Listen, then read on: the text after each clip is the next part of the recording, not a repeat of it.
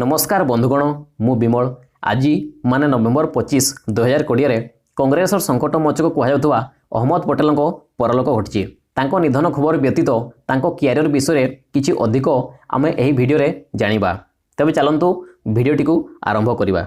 कांग्रेस वरिष्ठ नेता और गुजरात राज्यसभा सांसद अहमद पटेल बुधवार दिन 71 वर्ष बयस निधन हो जाइछि। अहमद पटेल 1 अक्टोबर दिन कोरोना द्वारा संक्रमित होते 15 अक्टोबर दिन गुरुग्राम मेदांता हॉस्पिटल रे भर्ती कराइथिला।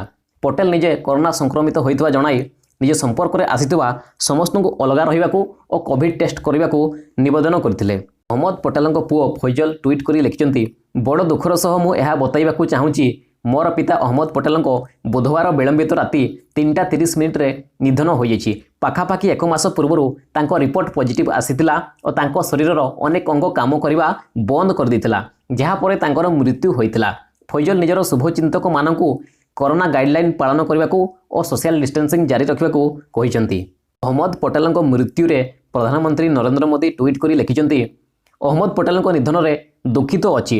से बहु वर्ष सार्वजनिक जीवन में समाज पई काम करछंती। तांकू तांको बुद्धिमान मस्तिष्क पई जणा जाउथला। कांग्रेस को मजबूत करबा पई से सबुबळे मने रहिबे। मु तांको पु फैजल सह कथा होईची। अहमद भाई को आत्मा को शांति मिलू। राहुल गांधी निज ट्विटर पृष्ठारे लिखिचंती, यह गोटे दुखद दिन अटे। अहमद पटेल कांग्रेस जड़े स्तंभ थिले। से सबुबळे पार्टी पई लढिथिले और कठिन समय रे सबुबळे पार्टी सहित छिड़ा होइथिले। से जड़े जबरदस्त संपत्ति थिले। आमे तांकू मने रखिबो।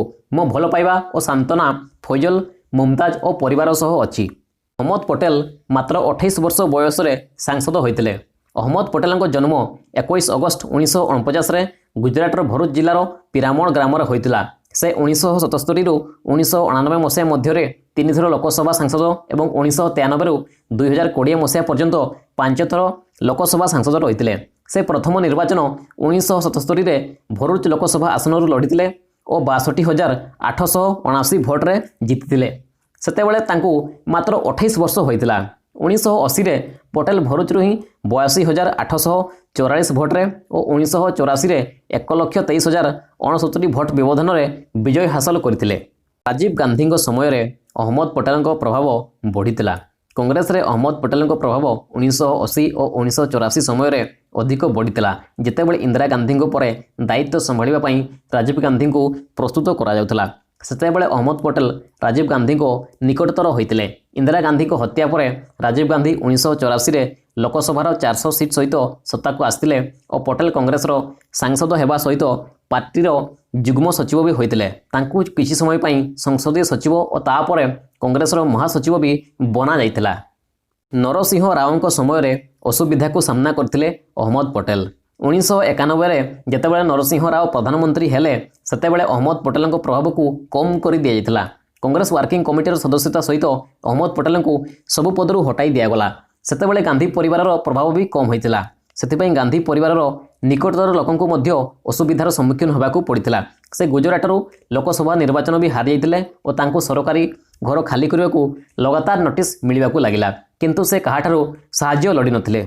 अत्यंत विचक्षण रणनीति अपनाउथिले अहमद। 2001 रु से सोनिया गांधी को राजनीतिक परामर्शदाता थिले।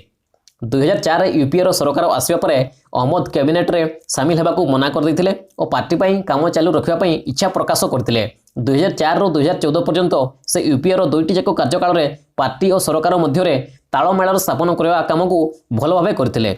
अधिक राति पर्यंत काम करबा और कोनोसी भी कांग्रेस कार्यकर्ता को कोनोसी भी समय रे फोन करी कोनोसी भी काम देबा पटेल अभ्यास मध्य रे शामिल थिला। कहा जाउथला कि से गोटे मोबाइल फोन सब बेले फ्री रखुथिले, जेउठाकू केवल 10 जनपथरु फोन आसुतला। प्रधानमंत्री नरेंद्र मोदी को आह्वानर सामना करबा पई से बयानबाजी परिवर्ते स्ट्राटेजी अनुसार काम करिवार कथा कहउथिले। बंधुगण, आपण मानकू जदि एही भिडियोटी भलो लागथाय तबे भिडियोटी को लाइक करंतु और शेयर करंतु। आपण आपणको यूट्यूब चैनल माने जर्नलिस्ट बिमल को सब्सक्राइब करबा को जमार भूलिबा नहीं। धन्यवाद, नमस्कार।